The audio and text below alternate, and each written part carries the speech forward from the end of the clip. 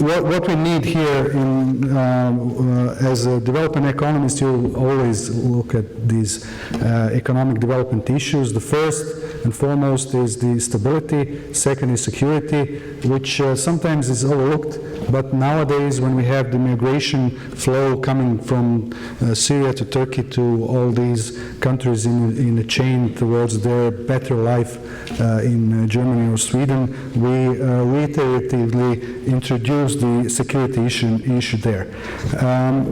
And the economic stability is basically the prerequisite for that, and I'll try to skip to the issues there. Oh, oops. Okay. I'll go through the stability, macroeconomic stability or stability first, and then go through some issues of the economic development.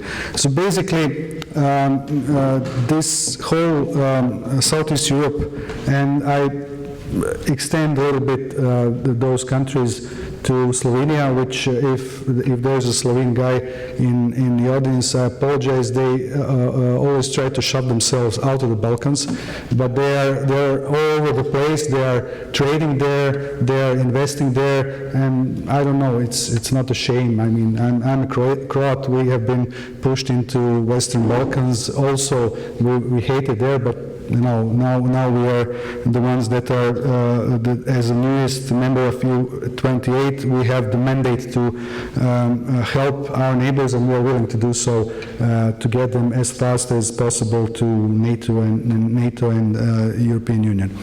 So basically what we've seen here, we have this great recession, 2008-2013, in some of the countries like Croatia, we are only starting to get out of it. The whole region has dropped in tens of percentage points of GDP in real terms, but we are looking at the 2008 as the beginning of the recession, and then slowly, very painfully getting out of it. So it's not only the growth problem, it's a development problem. The inflation has not been a problem. Here we are just factoring what we factor in as a forecast. Greece, because of the delayed reforms, we expected the negative growth in 2015 and close to zero growth in 2016, no matter what the preliminaries are. Macedonia had a civil unrest, and there is a Syrian immigrants which will affect to the forecasts of those countries. So the other are the ones that have problems from Syrian issue or Greece issue or Macedonia. We're going to see these kind of the whole region together in weighted average is going to have a meager growth of 1.65, which is, as you can see below, in 2015, or to 2.38 in 2016, and major countries there are obviously Turkey, which is also numbered here, and the rest is very mediocre. Inflation has not been a problem, it's a stable thing. So in a way, you can see, and that all factors down to the exchange rate. You can see that in major macroeconomic variables, there is stability. There has been a stability. European Union and closeness to European Union is a factor of that stability. I didn't put here the deficits and foreign or public debt levels, which obviously for Greece and for some other countries like Croatia and others are in critical levels. Not that far like Greece used to be, but that is a source of the macroeconomic imbalance, and Croatia and Slovenia and Greece have been in the macroeconomic instability problem, excessive deficit programs, and that is something which is good about being a European Union member, because of, I can tell you that because we are the newest member, and one thing is when you are or candidate country or pre-accession country, when you're a politician or part of the government, you can say, well, to the European Commission, we're going to reform, we're going to do this. But once you're in, you're a student again, you have semester, which is European semester, and then there are some guys actually in Brussels tracking what you are saying, and then when the semester is over, then you're graded and you can get fined for that.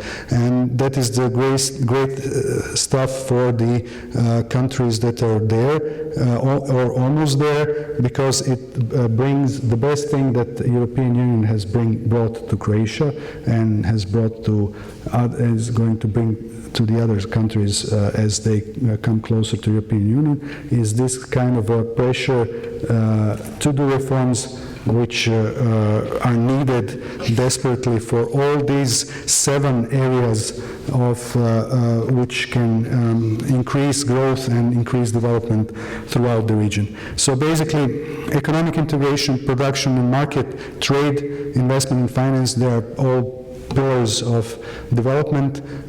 Political stability, Balkan route, migrants and security, that is something that is cause a sine qua non, which we cannot make without it. And there are some projects on which we can cooperate. Have we, meaning we, Slovenia, Croatia, Bulgaria, Romania and Greece, used its fullest potential in the EU? I think not. If you look at the trading trade figures, intra-European and in between countries, we have minuscule trade, for instance, from Greece to Croatia, but we still get the Greek olive oil, Greek feta cheese, but through wholesalers in Italy or wholesalers in Germany. So there is a huge potential for the countries in the Balkans, not only the member states, but also the CEFTA countries to use more their linkages. The best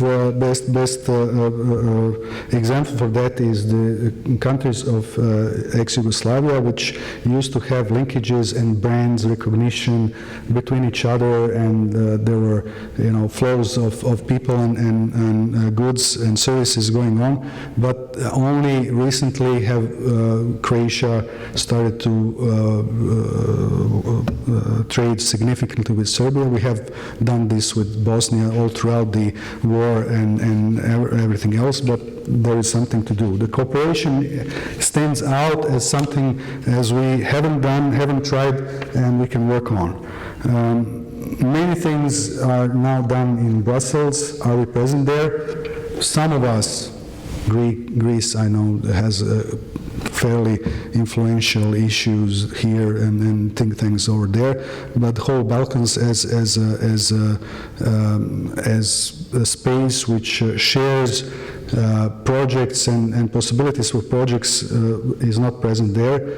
Slovenians are starting their think tank, and there's one issue, one idea, and I think a project started, a think tank which would cover the whole Balkans is an idea that is starting to get operational soon, so that is something to watch on. I know that in the process that we approach to the European Union, there are many things that we were given on the table, and we were sort of unprepared for most of the things. We just had take it or leave it attitude, and we tried to prepare Croatian exporters for that. We had a whole project called Euphoria a whole year before we entered, just to try to implicate what it means to do business for the business people and exporters in Croatia. And we can do certain transformation and transfer of knowledge to the other countries that we are willing. We have sent to Montenegro and to Serbia the documents, which our languages are very similar, so, and the knowledge that there are. So we can help a lot. Also, integration is cooperation in integration is something that we should need, and we should need to make a presence in Brussels. Why? Because everything is done there. You know the whole procedure. You can influence the raising of the issues. You can influence through your members in the Commission. Then you can influence through your elected members in the European Parliament. But everything has to be, and then you can influence by, say, getting the information and distributing that information to the interested parties from the industries, companies, and everything else. There's much to be done in Brussels nowadays, for not only for the member states like Croatia or Greece or Bulgaria or Romania, but also for the countries that are going to be there, and they are going to be there sooner than we expected, because of the change of the geopolitics. Are nations efficient? That is something that I believe we all looked upon, and I think that we have to change this perspective of looking of what we can produce on our own. I believe that we can use market drivers to increase efficiency. I believe that all these countries from Slovenia, Croatia, especially down to Greece, have huge government sectors with portfolios that of services and products that need not to be in the government portfolio. And I can look at the similarities of Greece and Croatia of although it's qualified by European Commission as functioning market economies, the free market is very weak. It's budget oriented towards the budget. To win the contract and to keep the contract, and the free market is very, very weak and dominated by tycoons. And that is something in Croatia. I don't know if the situation in Greece is similar. I think that to strengthen that and to kind of wither the state in the areas where there is nothing to be done with, or there. I know that Croatian government still has stakes in the companies that are market economy or market-oriented economies, like entities like energy giant INA or producer of food, Podravka, government still has 15% there. So something there is no need of government to have that. Either to put it in some kind of wealth fund, but that is not as it is. It's the way how the politicians take care of their party members and to appoint them into board members and other issues.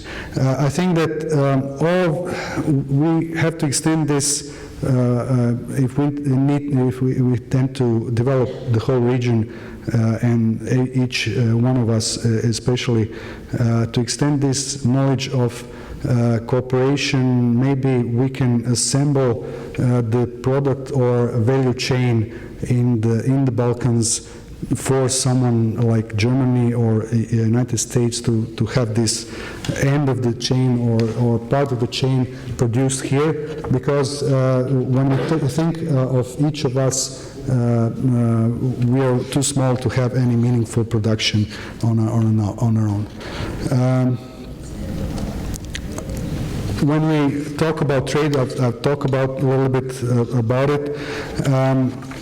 The possibility is also to go and to utilize the trade agreements that we have got as a part of the European Union members, like currency union with Turkey, like Mediterranean countries which have special FTAs with Brussels, TTIP, which is also an interesting point.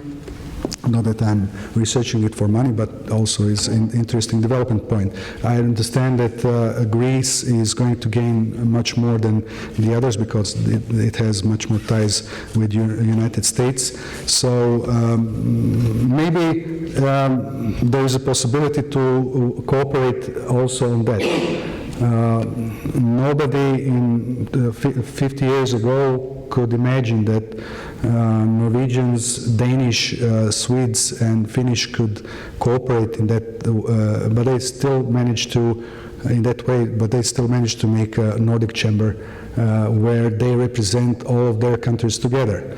That can provide a lot of resources brought together, resources joined together, and the results could be even higher.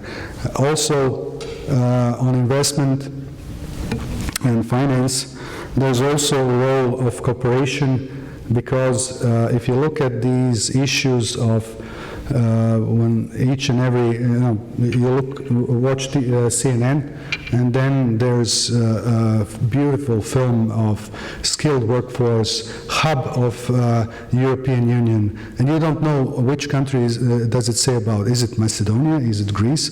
Because all of them can be that way. They're all targeted the same kind of investors, and some of the obstacles that we have are similar, where it's too small markets for big investments. I remember there were talk about Nokia coming to a site in the east of Croatia, and we were, politicians were all bragging about that Nokia is going to open a plant. But what if the Nokia came to Croatia or Serbia? In first year, they will suck up all the engineers there is in that country. Then, in next 5 years, it will suck up all the engineers that are in the whole region. We're too small. We have excellent and knowledgeable, skillful workforce, but we have too little of it. Part of the issue of the migration, and to realize, to connect to the question of migration, we have to realize that we are now part of the European Union, which is perceived to be a better life area, and the migrants are going to come. We have to develop the immigration policies, which none of these countries in Western Balkans have thought of, because we're always the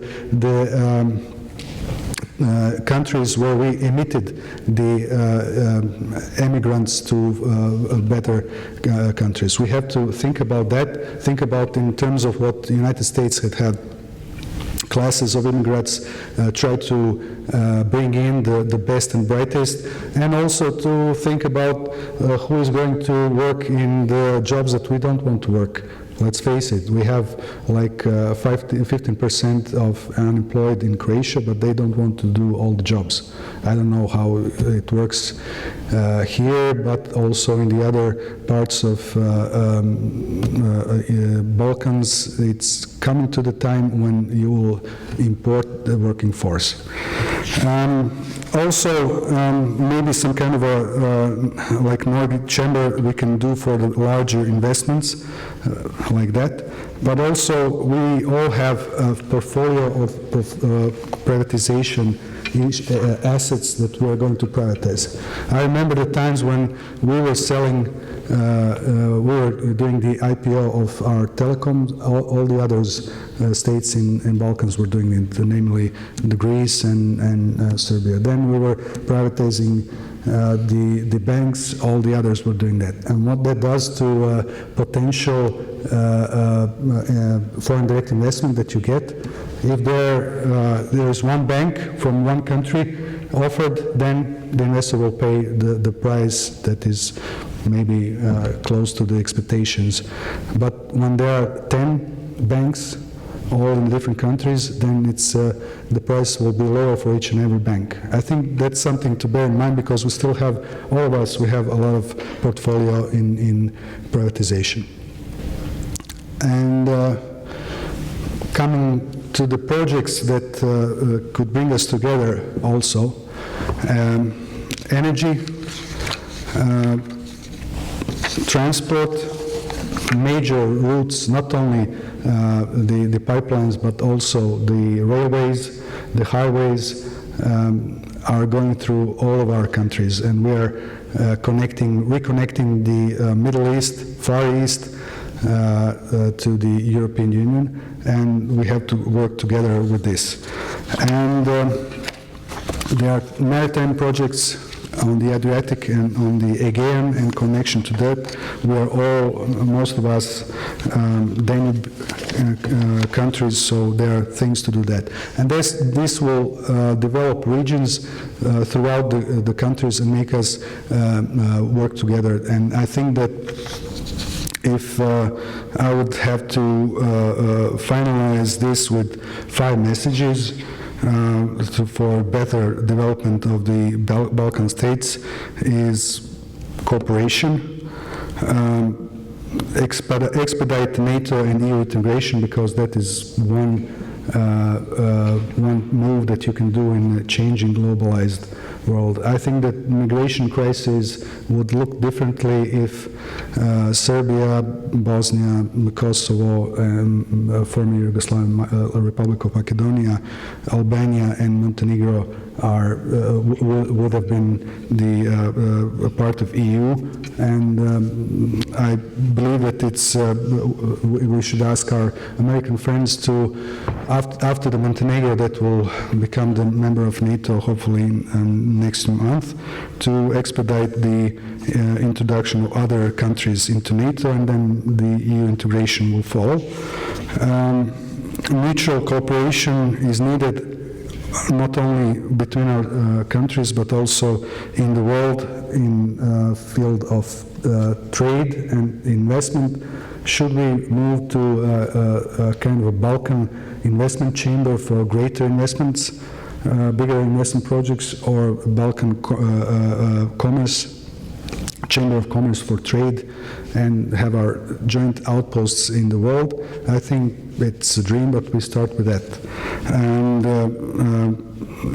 I think that we can benefit a lot in terms of strengthening our security in the view of the ongoing migration crisis. If you look at the amounts of EU funds that were attributed to Slovenia, Croatia, and will be attributed to Greece and Serbia, that is far bigger amount of money than the pre-accession money is available today for Serbia. So, but that is just a measure to counter the short-term issue. I think that we can bank on that and have projects in security, in a Schengen facility, if you like, and everything else that will strengthen our security. And on that we can get much more money than is already allocated to all of our countries in present EU budget. Thank you.